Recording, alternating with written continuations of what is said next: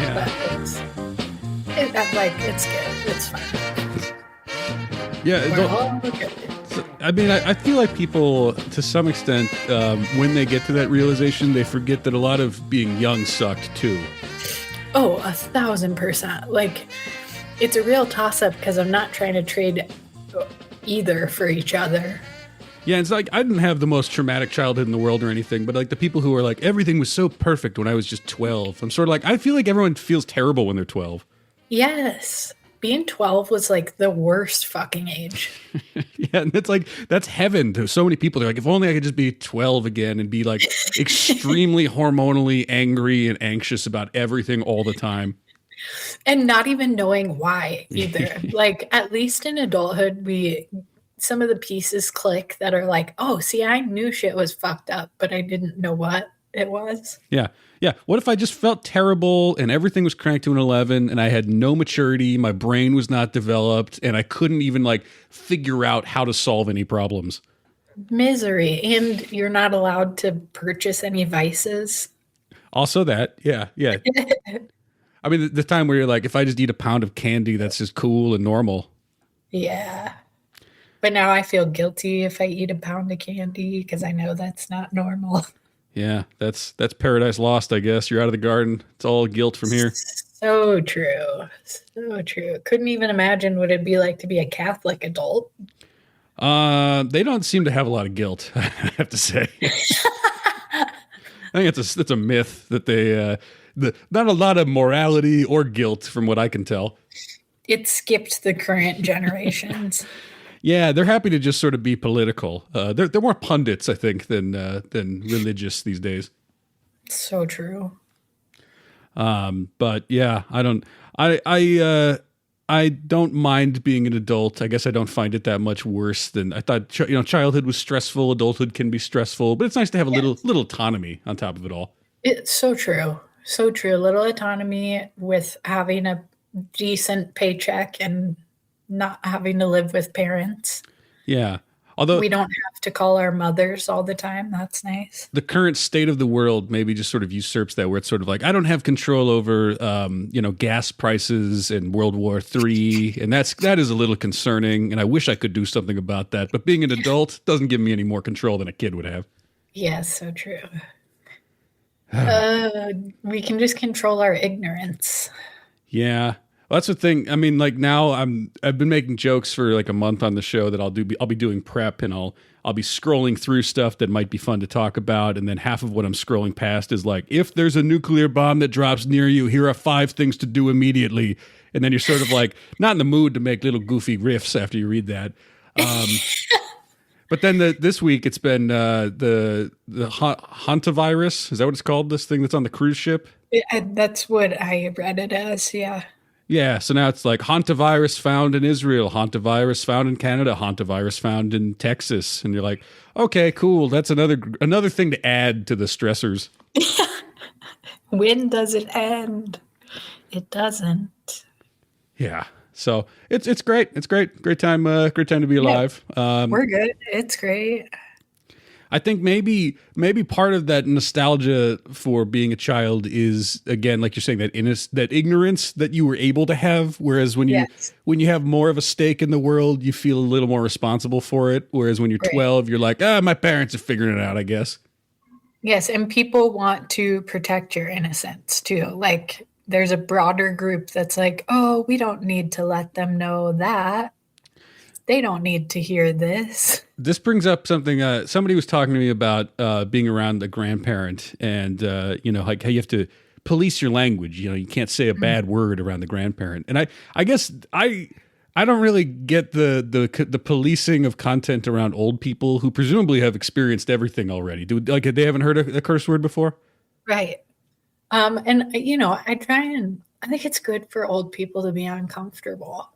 So like any topics of conversations I know are going to get some sort of extra eye movement or adjusting in their seat sort of thing. Like I'm trying to bring stuff up. So what are you throwing at grandma these days? I'm talking a lot about DEI.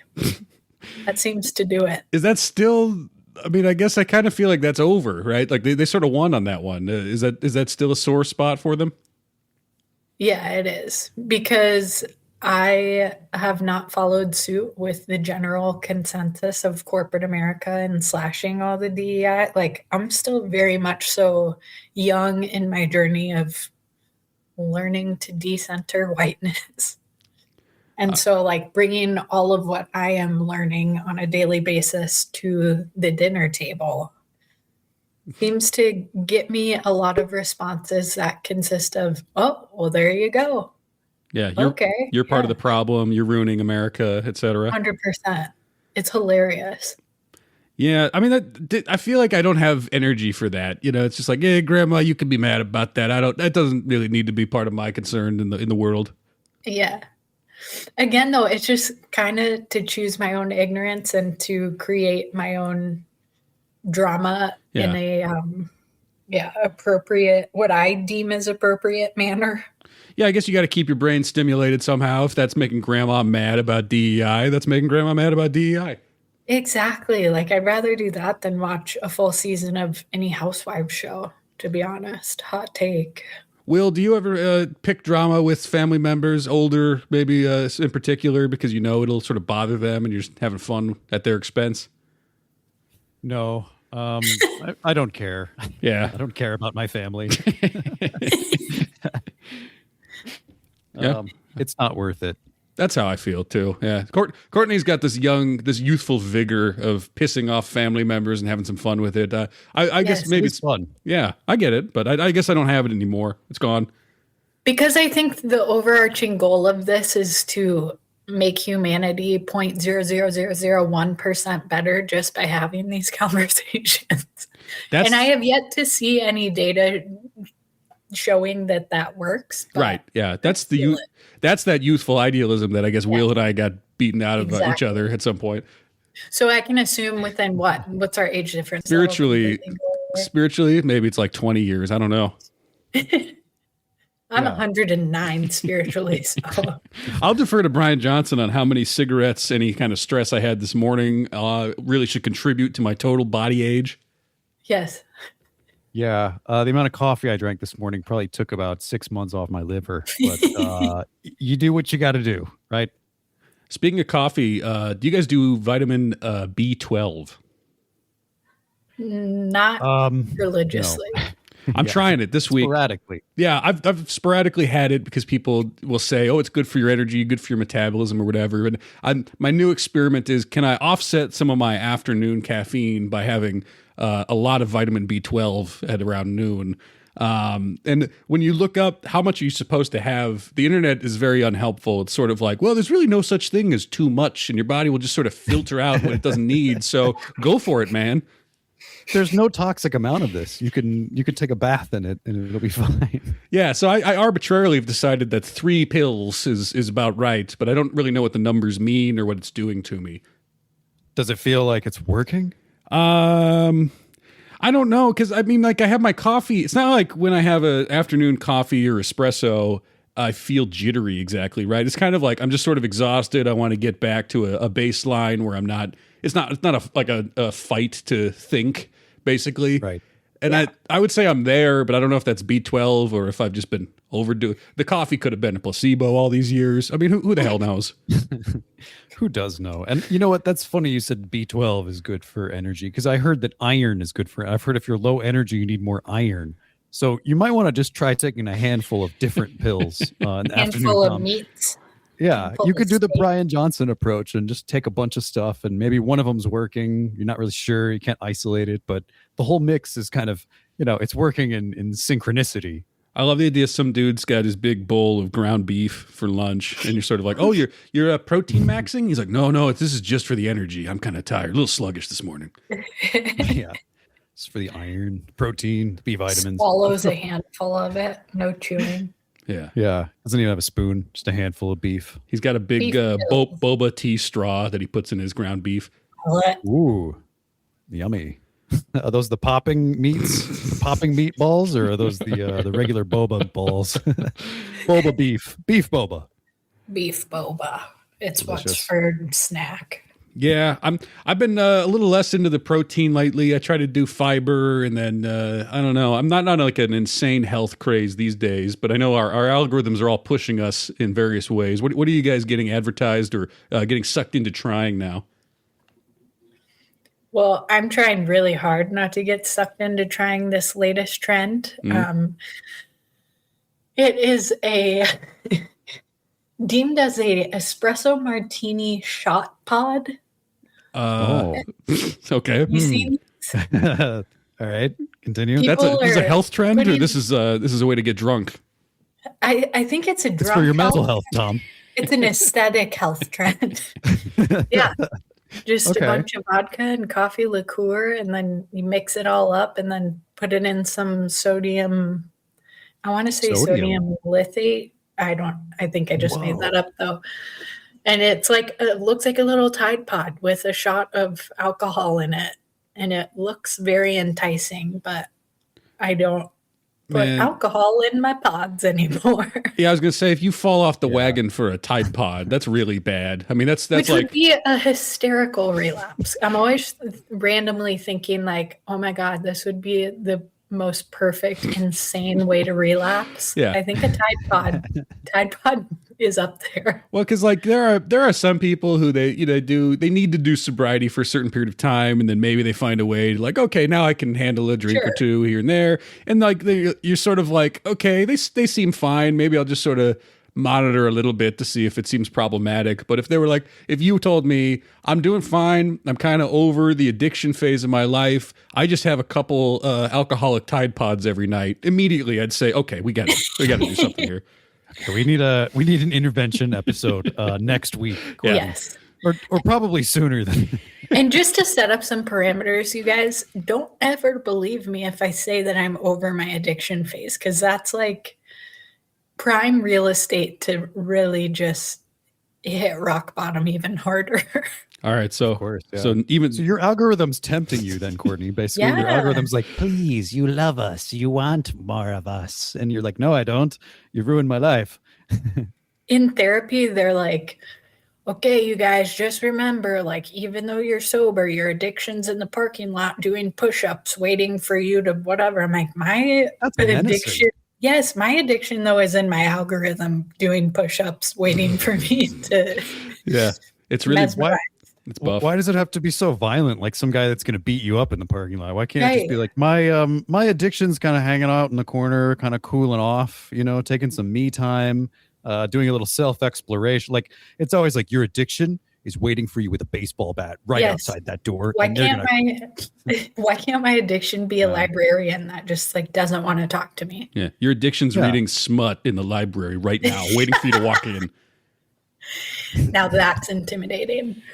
Your addiction has a whole book club full of other addicts that are also going to beat you up with baseball bats when you go out to the parking lot. It's like, oh, okay, guys, can we maybe work on the imagery of this a little bit? Because I'm starting to think that like maybe I should just go join that gang so I don't get beat up. Yeah, if you can't starting beat to- them, join them. Right? Yeah, it's starting to get a sort of counterintuitive after a while.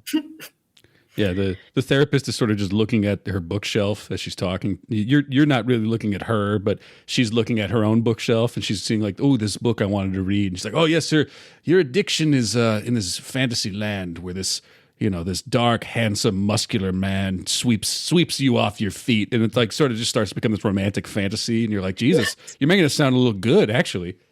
I want this. Yeah, sounds kind of hot. Wow. Yeah, and she's I'm like, oh, horny for a relapse. Yeah. How does that? then she's like, but he's racist. And you're like, oh, okay. Oh, okay. Oh, then he's problematic. Yeah. Then why did you Yeah. romanticize him? It's sort of like, what is going on here? What in the Gone with the Wind is going on here? Yeah, he's Because everybody thinks you look good together. she's quickly trying to regain some of this the original like problematic parts. He's racist and impotent, super impotent. Super impotent, but very romantic. And then everyone's like, well, it's not a deal breaker. Well, This feels Yeah. therapeutic, you guys. Thank you. I feel like I just leveled up a little bit. Oh, no problem. Don't fall for the Tide Pod trend, Courtney. It's probably overpriced bunk, like all the Oof. rest of it. Man, all it takes is just talking about it. You and a kid 20, 30 years from now, you're just talking to like some youngster and you're like, you ever heard about the Tide Pod challenge? They're like, oh my God, you did that? You're like, no, not really. But one time I thought about doing it with alcohol. And they're like, Jesus. I didn't do the Tide Pod challenge. It did me. Yeah. Wow. Yeah, it's fucked up. It's spreading. It's a disease. Wow. Will, are you getting anything in the algorithm these days that you want to try? I was getting a lot of AI generated health charts with just like, it would say like, at first I was like, oh, okay, this is maybe a good use of AI, I suppose. Like I like looking at a chart, like when I eat almonds, this is what happens to you if you eat almonds. Okay, like Obama. Jesus. Yeah. No, I know. I'm in my Obama era during the Trump presidency. Yeah. 6 almonds a night. Yeah, exactly. It's a little treat. Melissa's just like, God, he's so angry and he's hangry all the time now because he's doing the Obama challenge. Yeah, Melissa's like, I wish he would just start smoking cigarettes again. He was a lot more fun before he did his Obama thing. But yeah, I was getting all these health infographics that were like kind of really shittily made. So it would say like health, but it would be missing like the H would kind of look more like an N. And then you're just kind of like, yeah, I don't really know about the viability of this. So then I started training my algorithm, telling it, no, I'm not interested in this. Bad algorithm. Folks, we have a lot of content that's good for us, some that's bad for us. We want to make sure we're prioritizing the healthy rather than the unhealthy, volatile. You do it. Oh, she's all about striking a balance. Yeah. Melissa's like, can you stop talking into your phone like don't do the Obama impression. Yeah. I'm like, Melissa, can you hand me that? Can you hand me the salt? Where's my 5th almond? You're so hungry. You're just like starving over there. They say a serving of almonds is 28, and I only see 26. Where the hell are the other 2? Counting calories here because I want to look fit and slim, so I can so I can have my leader of the free world face. And I don't know, pretend I'm ordering in drone strikes to Syrian children or something. But yeah, anyways, I told the algorithm, hey, I don't want this. Give me something else.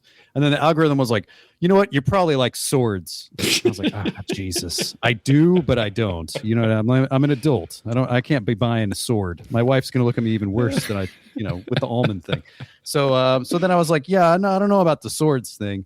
But now I'm just stuck on swords. So I guess it could be worse. But now it's like, hey, I'm an amateur blacksmith in Delaware, and I just made this, and I'm like, wow, that is good craftsmanship. And then 3 minutes later, I'm like, what am I doing? I'm not gonna buy this. Like, it's cool to look at. I don't know. It's just, I don't know. My algorithm is tainted, but I suppose all of ours are, right, Courtney? Mm-hmm. I've gotten a bunch lately. They're AI, and it'll be like, this is what happens if you do cardio every day, and it'll just be the most obvious AI, very large person. It'll be, you can like see inside their body, and it's all the just sort of yellow fat, and it'll be a 10-second long AI video of the person running, but it'll sort of say like day 1, day 2, day 3, and just all this AI fat dissolves until they don't have a bunch of fat. And it's sort of like, no, I've seen that one. I know the exact video you're talking about. Okay, my algorithm's been infected by yours, I guess. But yeah, they're funny because there's those, and they'll be like, here's what happens if you do 20 push-ups every morning, and it'll be the exact same thing, and it's just like, yeah, you can lose fat if you're active, I guess is the whole idea. But that's for some reason people must click on this. I guess. I mean, I don't know, like for me, it's not very motivating to look at something that's super not real and be like, right. I could do that. Like, I don't know.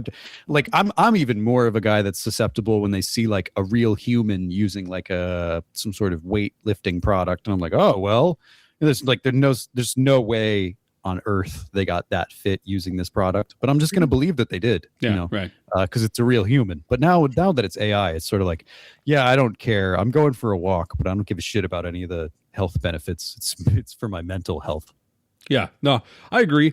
It's very funny though to just literally just like, you could be really fat and lose a lot of that weight if you did this physical thing, and that's the whole video, and it's not even obviously selling anything.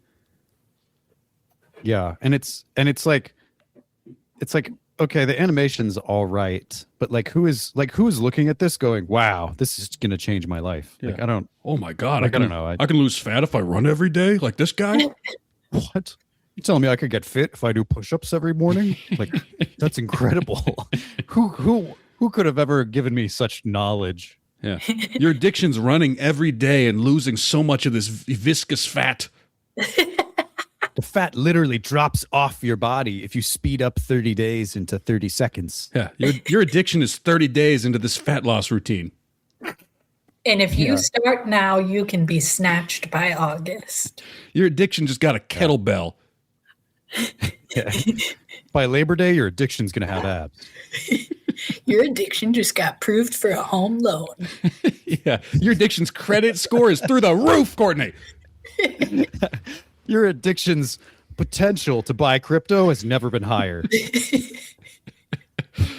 Oh, man. Your addiction's making a lot shorting things during the Strait of Hormuz situation.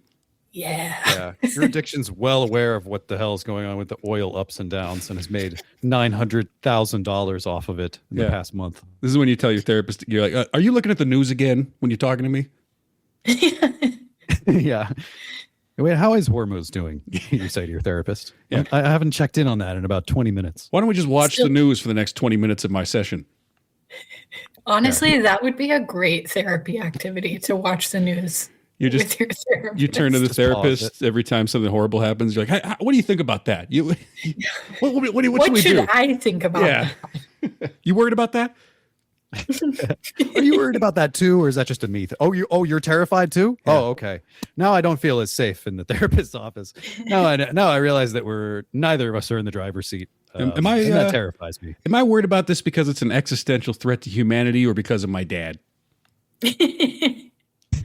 Funny thing about that, your addiction's father never left him. Oh, your addiction gets along with his parents. Yeah. Your Your addiction is he's expecting his third child. your addiction's happily married. It's sort of, So he's becoming a little too sympathetic at a certain point. Sort of like your addiction loves his children very much. But Your fucking addiction- hates you. your addiction can't wait to see their first grandchild. But your addiction also can't wait to end your life. Choose wisely. Your addiction just tragically lost his wife in a car accident, and he's feeling terrible today. And you're like, oh, he might need my help. And you're like, no, that's how he tricks you. Yeah. Don't you know that's what he wants? And then you're like, I know, but he just lost his wife and he's now in the car and he turned on the radio and it's immediately Chopin on NPR and he's just bawling his eye because of course you can't listen to Chopin and not cry and you're already set. And I just need to go over there and, have a drink with him. And then the other part of your brain is like, stop it. Your addiction's got a beer belly again now. It's sort of going the other direction. Yeah, your addiction's bald, by the way. Used to have a lot of hair, not anymore. Wow. Your addiction is also addicted to DraftKings and online gambling. Your you don't know how to fix that. your addiction's addiction is doing push-ups in the parking lot for him. You see $10 out of your bank account and it says DraftKings and you're like, huh, that's so weird. I never signed up for that. Your addiction is like your subconscious just doing things. Yes. It's your Tyler For you. Durden. Yeah. Your addiction's sleepwalking, by the way. You got to go catch him. He's on the way to the liquor store. Sleepwalking with the perfect amount of cash for a pint of Smirnoff and right down to the penny and his ID. Man.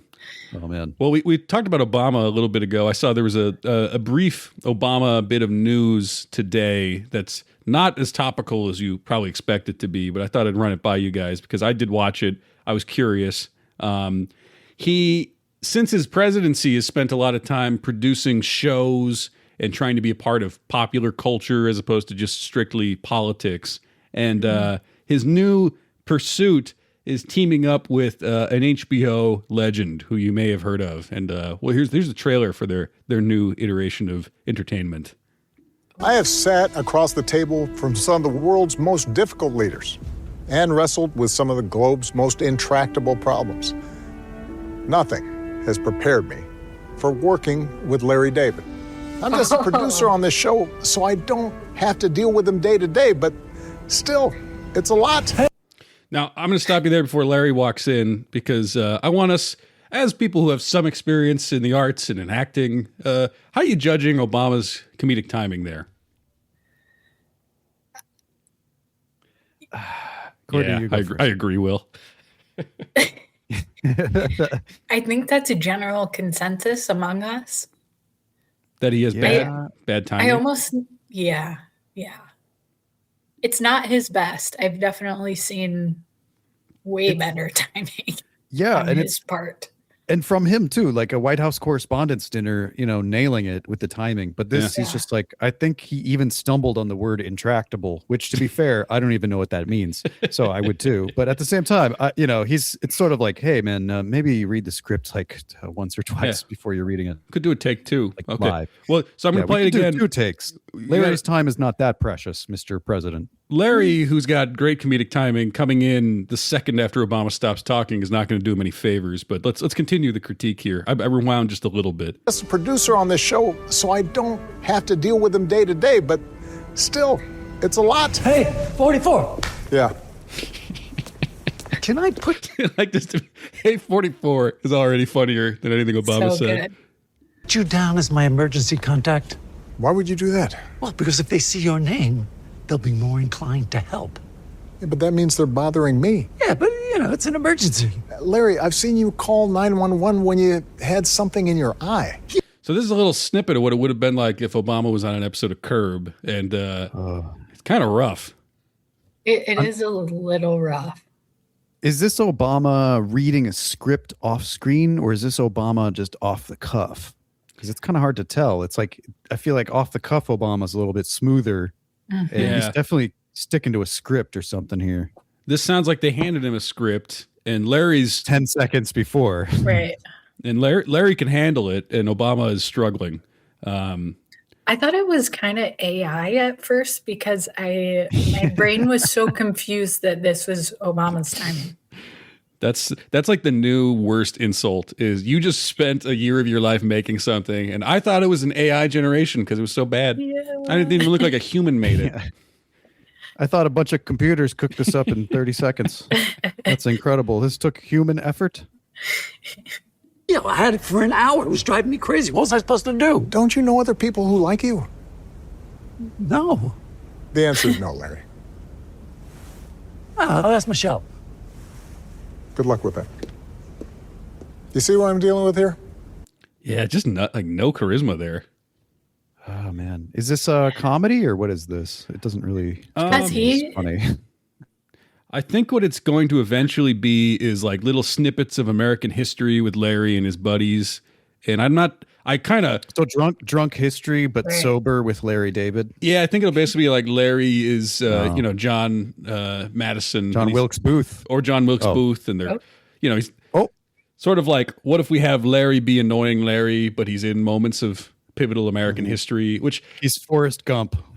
I don't know that sounds amazing, but like if you put Larry and Jeff Garlin in a room or Larry and JB Smoove in any part of history, I'll probably still laugh at it. I'm not going to lie. But now I'm worried now that it's going to be like two very funny people. And then Obama walks in and he's like, yes, it's me, Thomas Jefferson. I just wrote a great declaration I'd like to declare to you. Declaration of Independence. Oh boy. Can we have Obama do the line one more time? Honestly, I don't know. This is really rough. It does kind of have an AI quality to it because it seems like Obama's a very calculated man who is like very thoughtful. But this doesn't seem like he put like a modicum. He didn't even put like the amount of energy into this that you'd get from eating a handful of almonds. Well, That's very low. That's the like hunger. low energy. Just the desperate hunger. Coin a phrase of myself. Yeah. Low energy, Obama. All right, Obama, if you nail this line, we'll give you one more almond. They have to sort of treat him like he's a dog. He's Air Bud. And they're like, we'll give you a treat if you nail this take, Air Bud. They're like, all right, can we get this guy some more almonds and a water? Yeah. We just need he's like, I'm sorry, I don't know what happened. They're like, Yeah, it's okay. It's okay. You had time off. You're a civilian now. You're not the president. You're just a regular guy. I Just think some I- putts like Larry. I think I nailed it. I think I nailed that one. And then Larry's got to be like, Mr. yeah, I don't know. I think we could do one more. Maybe 3 or 4 actually, and then just to have him in the can. I got time for one take. Then I have a very important phone call. Then he does Very one- important phone call with a former world leader that's also like retired and just living as a regular civilian and has no influence on politics at the moment. He does Like, one oh, terrible take and then excuses himself. His security detail comes in and grabs him, pulls him off the set, and they're sort of like, "Well, that's what we have to work with, I guess." Yeah. Sorry, I have a phone call scheduled with Angela Merkel. We're gonna work out something later. Like, what do you mean work out something? What could you possibly be working out? Yeah, it's very important. I can't tell you about it. Very well. We're working on putting together a framework that all of the countries in the UN will ignore with regards to climate change. Yeah. Okay, that's just do the extra take for Larry's show, Mr. President. I mean, former. I think it's going to be like Larry goes up. Larry is John Hancock. He's so excited about signing the Declaration of Independence, the Constitution, all this stuff. He signs his name way too big, but he's the first one. John.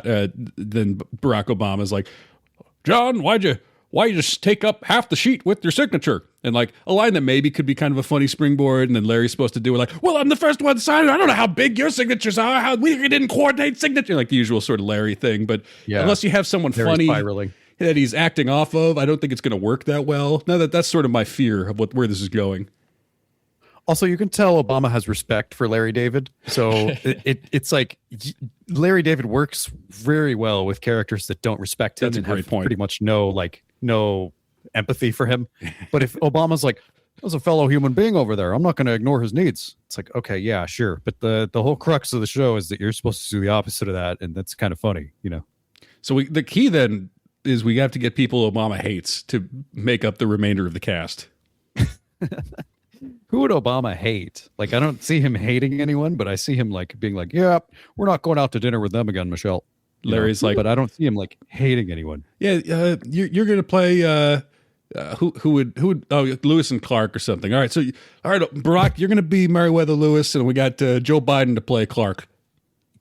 He's like, "Oh yeah, Joe's here right now." And then Joe Biden, oh boy, kind of like stumbles out as Clark. And he's like, "Hey, Barack, good to see you again. Got some skin cap like on backwards. The tail's like between the raccoon tail's like between his eyes. He's like, "Hey, Barack, how do you put this thing on? By the way, yeah, where's the river? Well, let's go find the river." Then you can see this sort of like all the joy that Obama once had about signing on to do this HBO project with Larry David is sort of turning into like, "Oh God, why am I here?" I'm just back at my old office with all my old coworkers." He's got some code, I'm sure, with his people where if he says something like, "Hey, it's about almond o'clock," they know to get him out of there immediately. Yeah. Oh gosh, I think Angela Merkel and I are supposed to have a call, and I'm supposed to have an almond break sometime around. Can we? And then the people already whisk him out. Larry David's like, Where'd Obama? Where'd 44 go?" Yeah. Oh, he had a call with Angela Merkel about about Bangladesh bus emissions and what they're going to do to try and fix that as private citizens. This would actually be a great Curb where all that's happening, and then Larry sees what's going on, and then he goes up to him later, and he's like, "Hey, 44, I noticed you have a lot of emergency phone calls with Angela Merkel. What's that all about?" And then he's like, It's just a guise. It's just a ruse so that Obama can just go hang out in the green room and eat almonds and just like be on TikTok on his phone. But he doesn't even have a call scheduled. Larry's calling him out. Obama does some kind of half-assed excuse, and then we do the okay.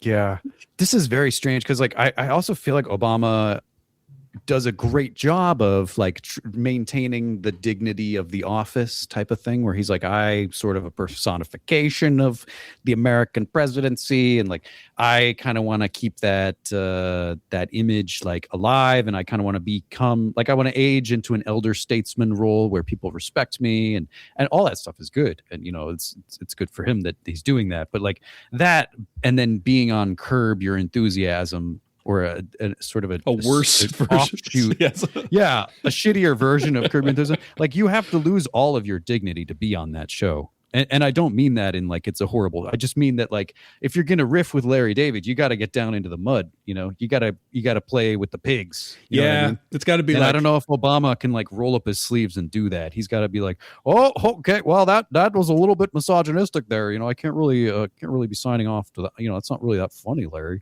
Larry's like, yeah, I know, but the whole point is that it is misogynistic, and then we're making my life look miserable because I'm a misogynist. Yeah, I know, but I'm not really sure, what that says about women. I could just see this being a bit of a problem, I guess. I think that would have been a great curb, though, where if somehow you get Obama to want to be in on the joke, that the joke ends up being that Obama, when the cameras are off, is just like the cattiest person in the world. That would be very fun. I don't see, the thing is, I just don't see Obama doing that, because he'd be like, well, people might think that's the real me, and they might think that the American presidency is a joke. And it's like, news for you, bro. They already do. I think that's the no man's land that leads to this, though, is that trying to be an elder statesman and a dignified ex-president in the world where there's no longer any dignity in American politics at all kind of leaves him in a space where he's like, well, I don't know. I like Larry David, so why not? Yeah, but then it comes across as a bit stiff. So then I feel like that is why Obama's a bit stiff. He's reading a script, but then Larry David's very much a not script guy, you know. So it's sort of like Obama reading those lines, Tom, reminded me of when we have worked on previous films and you say, hey, did you memorize this page of lines? And I say, absolutely. Just having trouble with a few of those. Yeah. And we go through and we do about 6 takes. And by the 6th one, we got something there.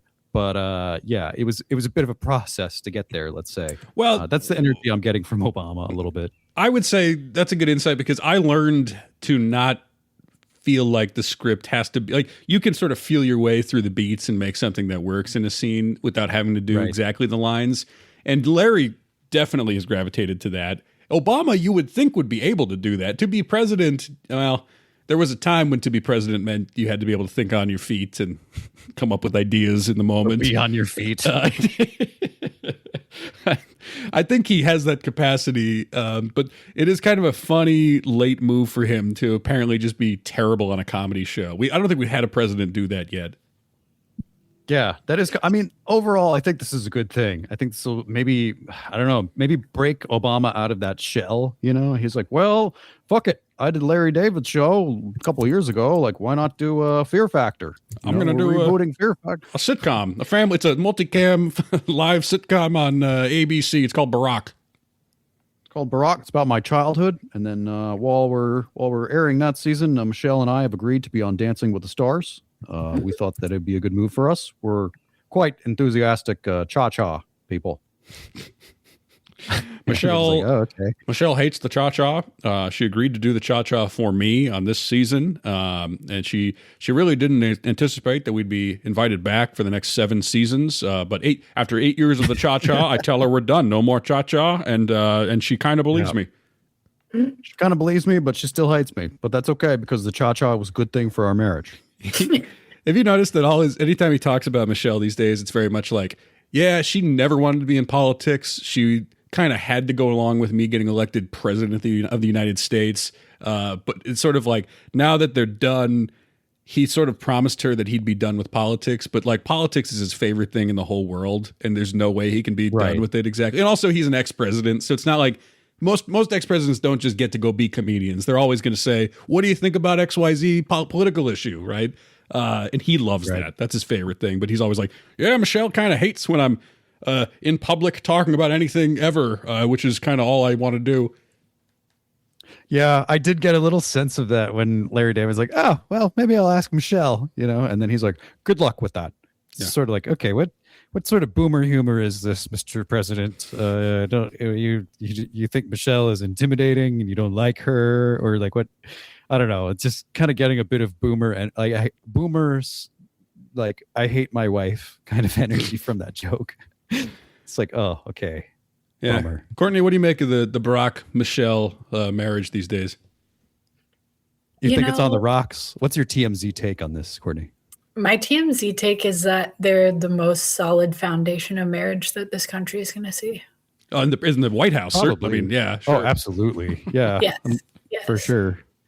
And fairly co-equal, and she did a great job, just as much as he did, even though you could tell he liked it and she didn't. Yeah, they all did a great job, but I don't know. I don't feel like you should see good luck with talking to my wife kind of energy is like, I don't know. That's a great vibe. He's got the Barack multicam sitcom writer's room. He's like, all right, got a great idea. Guy, what if Barack's wife is really annoying him? She's really getting on his nerves. That's pretty funny, right? Well, do you think that's funny? I think there's a whole season arc in that, guys. Come on, let's throw a couple episode ideas at me. What are some things this fictional Michelle might do? Well, she'd have a name that's like slightly off from Michaela. Michelle. Yeah. What's Michaela doing that's just ridiculous these days that Barack can't stand? And then they're like, and then he chimes in immediately because he already had an answer. He's like, oh, I know. Maybe she stirs her coffee. Maybe she stirs the sugar into her coffee ceaselessly, and it just takes and she just sits there stirring. And it's like, honey, you've already dissolved the sugar, and but no, she keeps stirring. The clink clank, and you just start going crazy. And anyways, I think that could be funny. Here's what it sounds like. He has a secret. Somebody's been like, everything is basically recorded these days, especially if you're a president. So he's like, let's bring in the White House tape from February 2010. I think that's when she was clinking and clanking that thing a little too much. It's going to sound just like this. Yeah, it's like barely a something. Yeah. Then see how annoying that could be for like at least 3 minutes straight. Yeah, nobody's laughing at all. Like nobody's even cracked a smile. We're in season 1; they all sort of humored him and would laugh because he's Barack Obama. Yeah. But by season 2, they're sort of like, "That's just kind of you complaining about your wife, man. I don't think that's funny." Yeah, I feel like it's more of a therapy thing than a like producing a network television show type of thing, man. Just gonna be straight with you. Yeah. What if she said? He pulls out his phone, opens up his text with her. What if Michaela says? He just reads a whole text thread. Yeah. What if Marty, like a week? You need to listen to me when I'm telling you these important things. What if she said that to me? Yeah, wouldn't that be hot? That's a 2-parter right there. And then Larry David comes in. He's like, what was this about? We couldn't make misogynistic jokes. I'm sorry, I forgot. Like, what's going on here? I think Larry having reasons to be petty and on a higher moral ground than Obama would be a very funny curb arc. Still, I'm thinking that I feel like 15 different ways that could work, but that would, as you're right, that would never happen. That would never happen, but it'd be so fucking funny because, like, even if Obama's pretending to be a guy that I don't know refuses to help a blind man cross the street or something, and then Larry sees that and he's got the moral high ground for an episode, like that's so funny. But I don't think that's going to happen because Obama doesn't want it. Like Obama strikes me as like Dwayne "The Rock" Johnson, where he's like, I'll be in public, but I have to have a specific image cultivated for me where I'm like a cool guy and I'm like a winner and I never have much adversaries. Or if they do, they're clearly very bad and I'm the good guy. And it's like, okay, like all that stuff is written to the Rock's contract. So that's why he plays like the same character in every single movie. But I feel like Obama's maybe got some similar stuff in his contracts because I don't know. I couldn't see Larry David like one-upping Barack Obama in any sort of realistic world. All right, hear me out, writers. The Rock Obama. Is that something? That's something, right? Yeah, I think that's funny. I think okay, write it down. We'll see. Yeah, it'll work.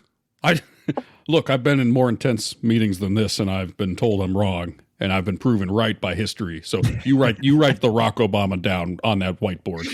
Oh man, I love the idea of Obama in the writer's room, and he's clearly like sort of the writer with like the most like sort of like the most annoying writer in the room.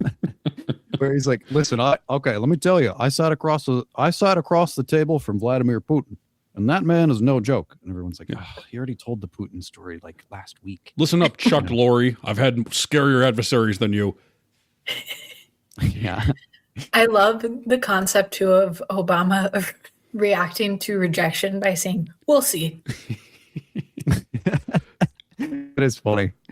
They're like, I don't really know if that's going to work for the episode. We'll see.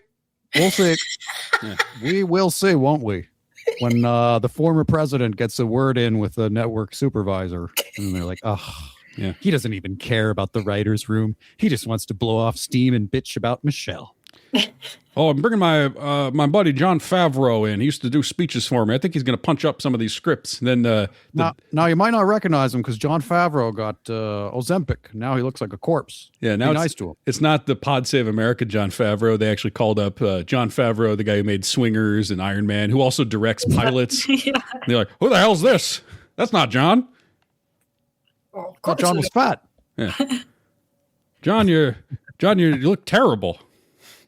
John, where the hell did your jowls go? I miss those things. Barack Obama in network sitcom land. That'd be something too. Another idea. I guess we'll see how this HBO thing pans out. But it was notably bad. I guess I thought from that initial promo, which is not the first impression you want to make for a new show. I want them to bring back Angry Obama via Jordan Peele. I think that would be sufficient for the writer's room. He's too big for that though. He's too serious now. He's like, I don't do jokes like that on sketch comedy stuff. Yeah. Now I'm doing HBO with Larry David. Totally different. Yeah, with an elder statesman like Larry David, our nation's newest Mark Twain. Yes. The Samuel Clemens of the 21st century. How many times do you think Barack Obama has pretended to be a big Huck Finn fan? I feel like that's come up in his life, and he's like, wonderful, 7 times. wonderful, hilarious book.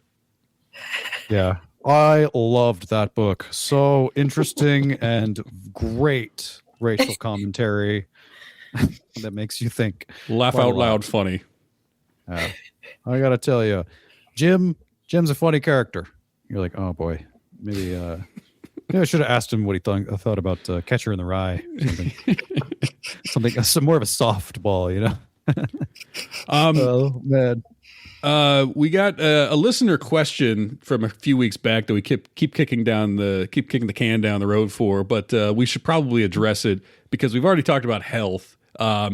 Listener wanted to know if we have thoughts on red light therapy, and I do not. So I have nothing to add to it. So that's a segue to wherever you guys want to take it. I do. I utilize a little red light therapy at home. Ooh. How's it working? It's going okay. I feel like I look younger by the minute. Wow. Nice. Just like those AI, It's like one of those AI videos. Yes. Truly. In you're 30 de-aging. seconds, I have reversed 30 days of damage just by using my red light therapy. How's it supposed to work? What does it do? So it essentially like penetrates your skin into stimulating your cell mitochondria, which like boosts energy and therefore improves your skin health. It reduces inflammation and like speeds up wound healing, which I have not yet experienced that. I noticed all those wounds on your face were looking really good.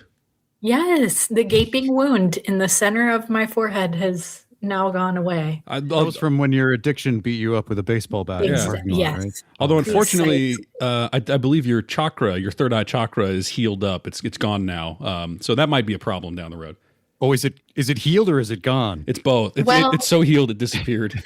Yes. Wow, that's incredible. That sounds a bit like a regression, though. The gaping wound on my face that was my third eye has now completely sealed up. So, I am not as wise as I used to be, not so much intuitive anymore, but God damn it, I'll tell you, my sunburns, they have decreased like tenfold.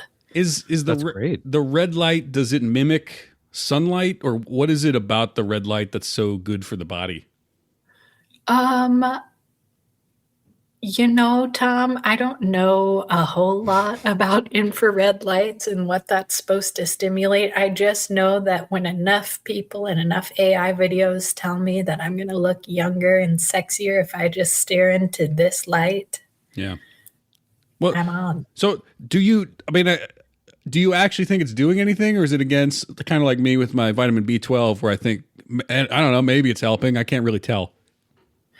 I feel like, honestly, I have been less broken out since using this. And there are specific times of the month, obviously, where I am almost guaranteed to get specific breakouts in different spots of my face, but that has lessened. And it really could be one of those B12 What's the word for that again? Placebos? I'm blank. Yes. Yes. Okay. See, red light therapy does not help with your intellect, but it does help with your skin intellect. That's okay. In this day and age, it's all about the skin, anyways. Exactly. Are you a skincare enthusiast, Courtney? Do you have like a lot of like nice, fancy little Korean products, or like some Neutrogena, or like I don't know anything? Like any I other have other the stuff? whole kitchen sink, a combination. Oh. But you know what? Sometimes the best answer is to just go to bed after rinsing my face with water. I definitely relate to that. So it's good to have your natural oils on your face, right? Do you agree? Tom, are you washing your face like crazy? Not like crazy. No, I've got a moisturizer that I use. Okay. And yeah, like I'll wash with Is water. that for all those wrinkles, Tom? Yeah, it's the wrinkles. It's the, I don't know. You're supposed to keep moisture in your face, right? That's a thing that I'm told is good for your skin, but I don't have a thoroughly researched sort of protocol.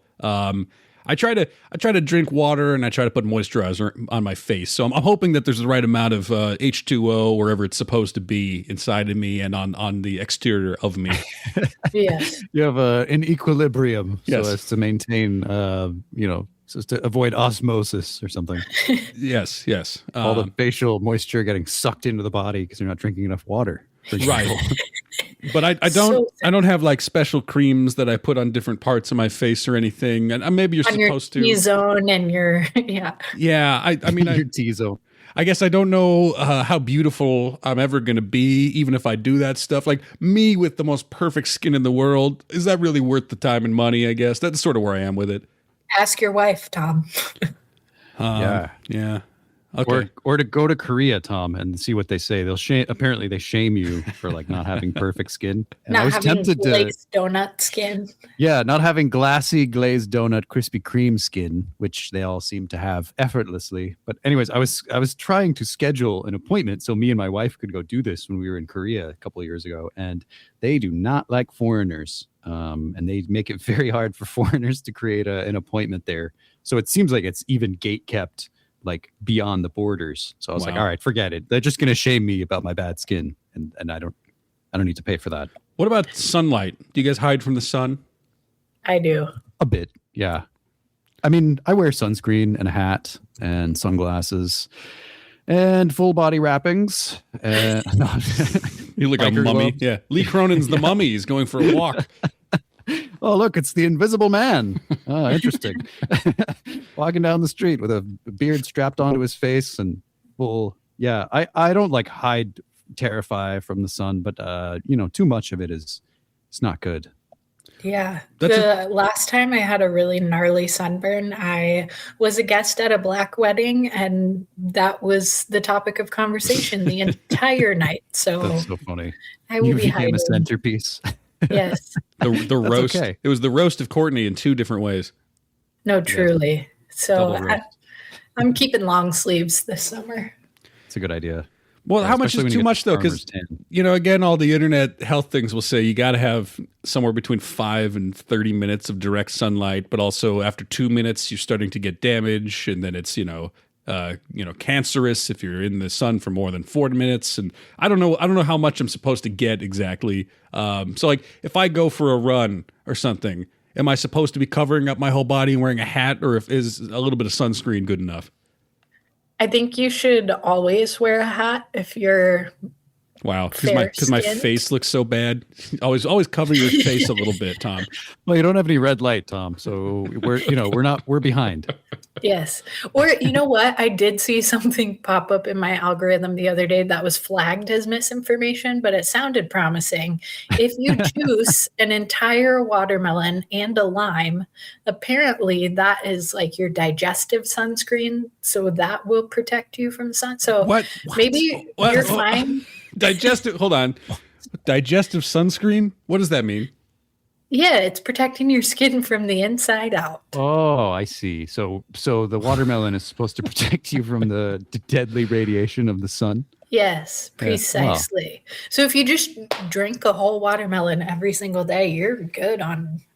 I'm no chugging a sunscreen. whole watermelon, and then I go for a 5K run, and I puke up that whole watermelon. Yes, but the important part is, Tom, on that 5K run, you have to have your butter churning in your backpack. Yes. Yeah.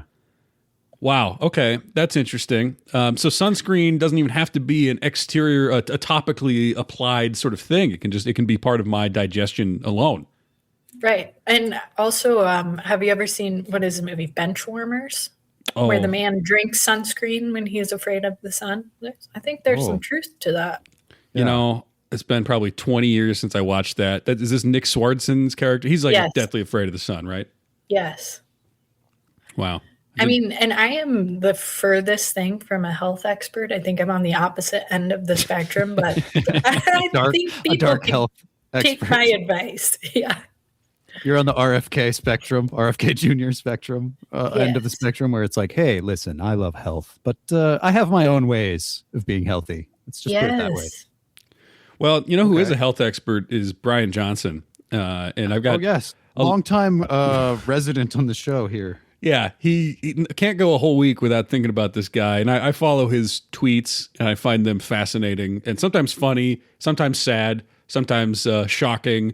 But there's been a few this last week. I can't even cover all of them. But there was one that I wanted to read just the first line of, because I didn't read the whole thing, but it made me laugh out loud as I'm scrolling through Twitter, seeing all these horrible things about nuclear annihilation and about the virus that's going to kill us all from rats. I do come across this Brian Johnson thing. And so, quote, first line here, I started milking my eyelids, end quote. What? What? Can you use that in coffee? This, I started milking my eyelids.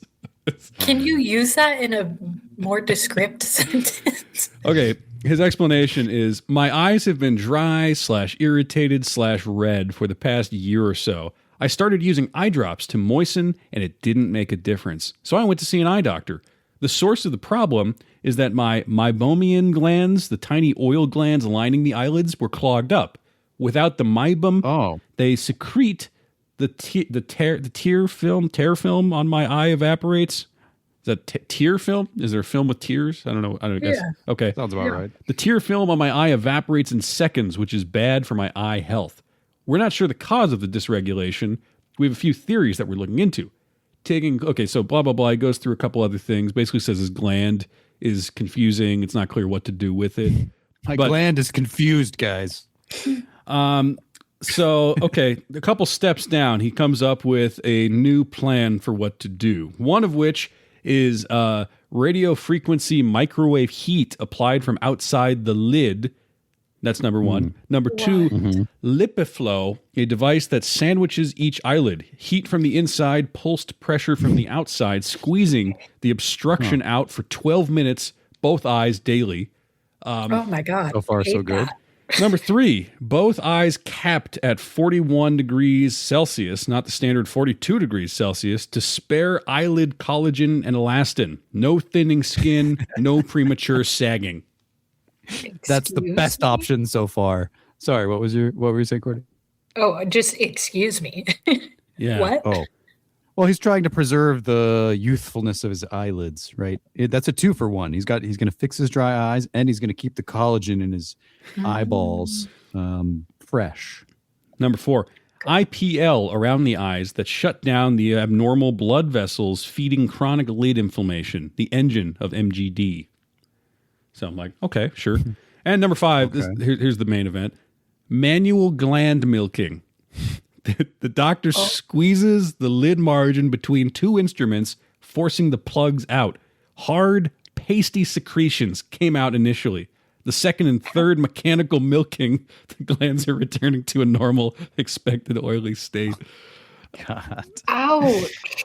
Also, So he's that just- is popping an eyes-it. That's not milking. I was going to say, Yeah. of different ways you might describe that. I don't know that milking would be the first, on the first 5 to 10 verbs I would choose.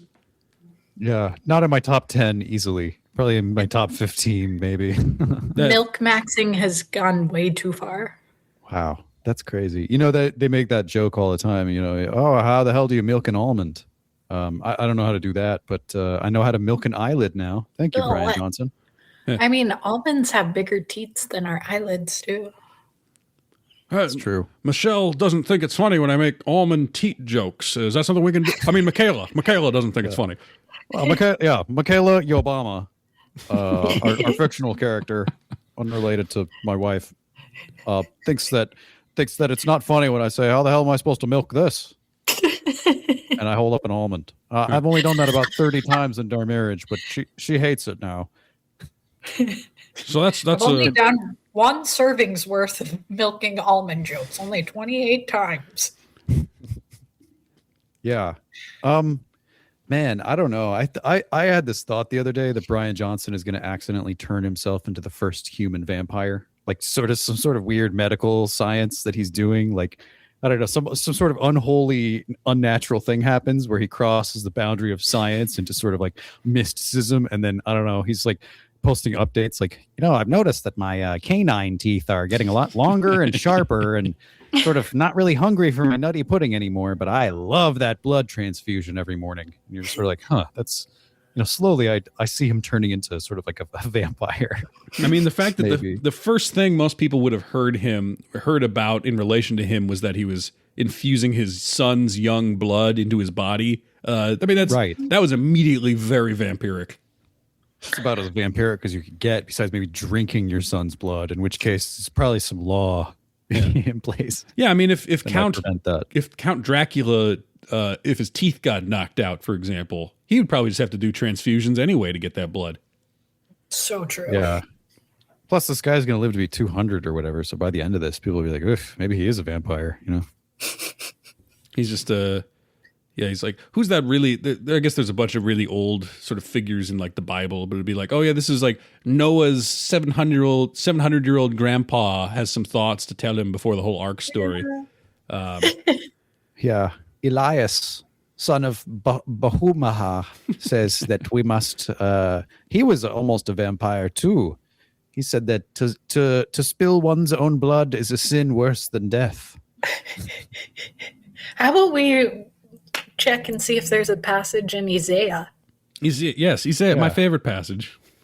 Maybe Russell Brand can help us. And here it is. Oh, she's looking. She's still looking. Okay. This is your favorite verse in Isaiah, yes. right? It's okay. I have it right here.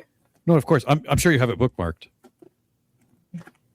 It does look like you have a few bookmarks in that Bible already. So okay, yes. Hold on. All my fingers are filled with pages. That's okay. Take your time. That's fine. Yeah. This is dead air is really not an issue anymore. I think people don't care enough to get mad about dead air. Oh, here it goes. Here. Okay. No, that's not it. It's not quite it, but this is good enough. Good enough. Who milketh hath the blood of the other who milketh in tandem. Beautiful, beautiful one of those stuff. One of those weird Bible verses that you're like, I don't know what that means, but I'm sure it's spiritual and not physical. I feel moved. Do you? My Bible club's going to love this one. We're going to spend a whole week on it. Yeah. Please do give us updates on how they react to the third passage. I got one last Brian Johnson update for you guys, which is he claims that he is a world first breakthrough example in fertility research, that he has removed all microplastics from his testicles. What? Does he have any scientific proof for this, or is this just a Brian Johnson tweet? Well, I'm reading through I hate, first of all, that I'm trying to say, is there any scientific validity in this 5,000 word tweet that I'm scrolling through? From a megalomaniac. Yeah. The guy who refuses to do studies of more than one person at a time that he could pay for. I'd say a little dubious how exactly he's determining this, but he claims that he has had his semen tested a few times, and there used to be some microplastics, and now there's zero microplastics. And he's got a protocol for how he thinks that he did that from a sample size, of course, of 1, which is the only sample size a Brian Johnson study will ever have.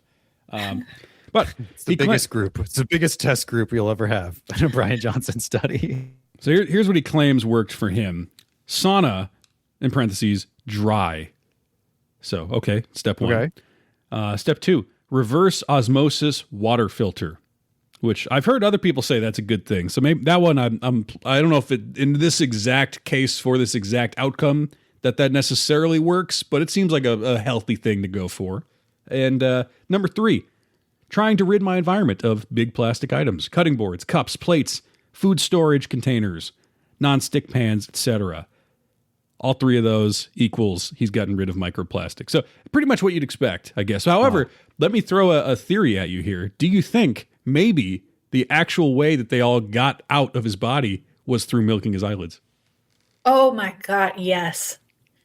Maybe that's the plugs. Maybe the plastic bits in his balls were the plugs coming out of his eyes. Yeah. Holy. Body works in weird ways. Eyes are the window to the microplastics in the balls.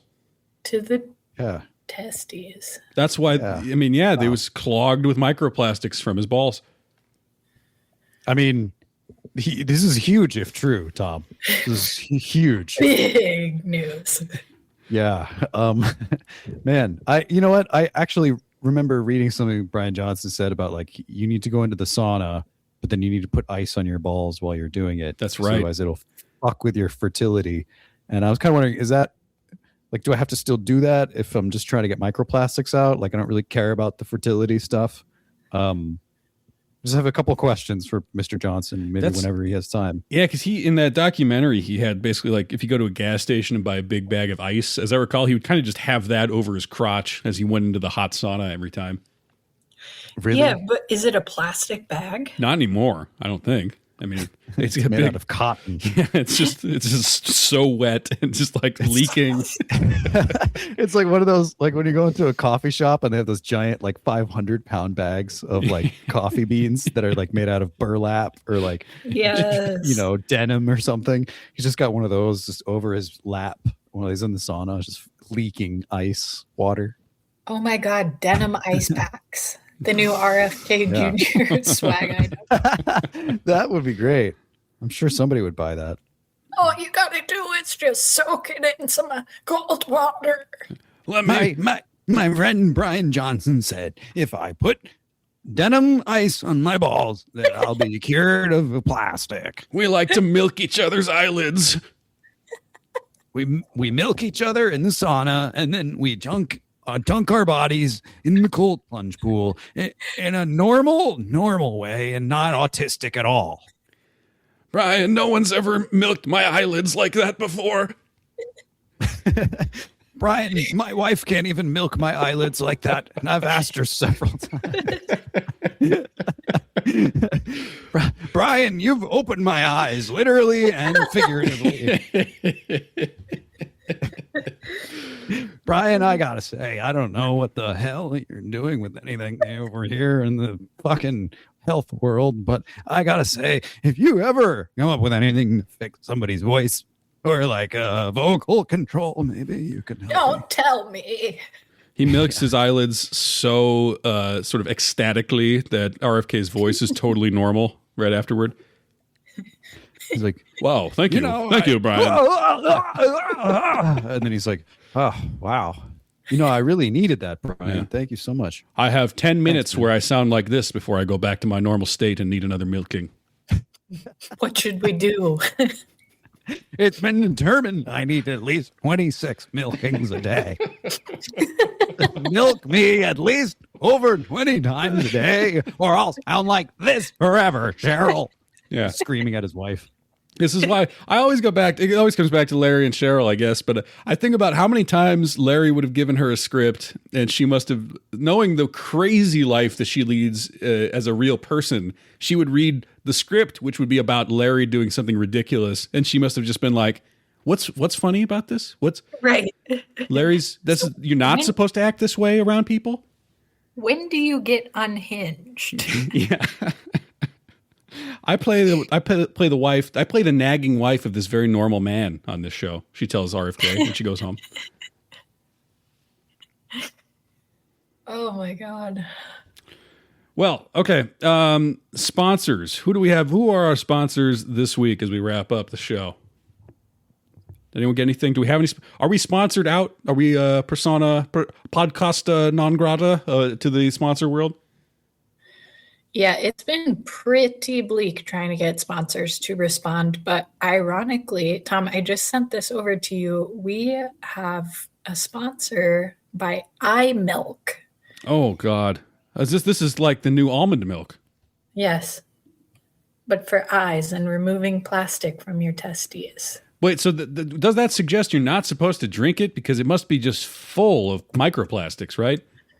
Well, I mean, Tom, per my last discovery of last week, do you remember when I shared about we're supposed to be consuming our bio refuse? Yes, Because yes. it's healthy for us. This is kind of like it's not really bio refuse though. It's sort of it's like petrol refuse. Yeah, but it's still We lost Will. He's out. He doesn't want to be I think Will has some issues with this sponsor. You know, he's had some lawsuits, some litigations in the past. He doesn't even want to be a part of whatever this ad read's going to be. oh, that's okay. We'll protect him this time. We need to protect his ignorance. Will's always a little this is his strategy at work too, I believe. He rolls in a little late and sneaks out a little early. And we couldn't love him more for that. He thinks we don't notice, but it's a podcast, so it's hard not to notice. Oh, he's back. Okay. We've shamed him into coming back. Okay, so Tom, I mean, I can absolutely read this ad if you want, but just a quick visual: a person in like a neon lit room pours a glass of milk, but instead of drinking it, they dab it on their eyelids and then squeeze the ducts of which their eyelids are blocked, or So their this- tear ducts are blocked. This would create kind of a blend of milks, right? The initial milk that is then supplanted by the microplastic milk from Yes. the milked eyelids. Yes, Big Eye Milk is huge on intersectionality. Wow. And therefore, we have a tagline that says, "Feel the calcium, intersect, see the future." Whoa. All right. Wow. So I got to put this in my latte. When I give up on the B12 and I go back to an afternoon latte, I gotta try this as my milk, I think. Yes. And then one last tagline: self-sufficiency has never looked so good. Well, I like that one. Question. Can I buy other people's eyelid milk if I don't really feel like milking my own? Like, let's say I'm lazy one morning and I'm just sort of like, it's already a lot of effort to make this coffee. You know, the last thing I want to do is milk my eyelids. For Can I tax pick it up at Whole Foods? No. Oh, I Tax- see. It's like breast milk, kind of. Yes, but if you submit a request to the IRS, you should be able to get an approval form. Therefore, you will be able to milk your wife's eyelids. And this is It's kind of the- this is the EYERS. Correct. Okay. Correct. The IRS. Yes. Because the real IRS has been closed. I believe Doge just sort of canceled that, and all taxes kind of just go right to the presidential slush fund these days. But it's good. We've got a different IRS that's at least looking out for us. That is correct. You know, that does seem to be the case because I filed my taxes 6 weeks ago and I still haven't heard anything, even though they owe me some money, I think. So I Yeah, think it's good good luck. that we have a new IRS. I appreciate that. Yeah. Yeah. And again, it's kind of you have to register a dependent or if you're an individual sort of thing. So as long as you list your wife and perhaps your cat, we haven't looked at intersectional species eye milking yet. I think I've seen what my cat does. I think I'm okay on that milk. Thank you. Yes. So, So yes, just I'm register filling your out the rights. form. I want to buy some iMilk. They ask sort of like, what's your name? What's your address? What's an email address? And then would you like to claim any dependents before I buy it? correct. Okay. All right. Now- Interesting. Quick question for you. Has Apple got into this? Because I could see iMilk, them sort of like Ooh. doing a little pun there. Little lowercase I. iPhone, iPod. Yeah, like a little lowercase I, and it's iMilk. And then, they lobby, $700 billion and they get the iMilk industry on its feet. Do you that's- see a world where that happens maybe? Yeah, I see the world in which it's unfolding currently. And that's super Wow. interesting that you bring up that question during this specific podcast, because again, with the intersectionality, they are actually teaming up with Tide Pods, Oh boy. if you see where I'm going Ooh. with this. I don't really see it, but maybe you could help me see it. You know what you could Maybe do? my eye ducts are clogged. Maybe A White Russian really- little Tide Pod. You get drunk, you've got a little milk in there, and you got some Kahlua and some vodka. Exactly. And it assures you that the bacteria that was once in your eyeballs will be disintegrated. And that goes for positive and negative bacteria. As we all know, our eyeballs host a similar pH balance to the vagina. I'll and defer to Brian therefore Johnson this on that. He's got some studies. I'll maybe next week we can get into his thoughts on that particular subject. Yeah, I think we should just dive into that next week. Dive into the subject.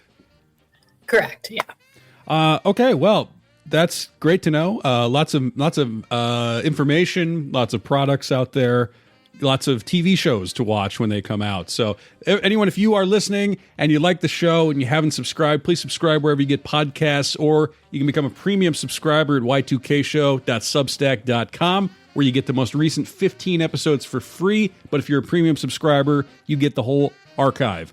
Also, we need reviews. We have a few reviews on Apple and on Spotify, and I guess if you're listening somewhere else, we would appreciate a review. I don't know how to tell people it's really worth their time to write a review other than we like it and it helps the show get out more. So consider it at least. I don't know. Yeah. Tickle our brains for us. Or tell us what you hate about the show, right? Yeah, give us a bad review, and then we could take that as constructive criticism.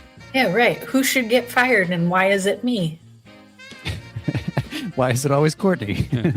The reviews are like, we thought Will was funnier when he was eating more instead of the Obama almond diet. He's a little too feeble to be funny these days. Yeah, he's a little too irritated. You know, he gets really irritated real quick. Maybe the blood sugar a little too low on the show. Or the reviews are going to be like, you leave Obama alone.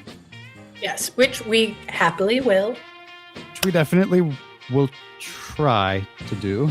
Oh, you know, But I'm going to watch every episode of this Larry David thing. And I'm going to have thoughts every week. Yeah.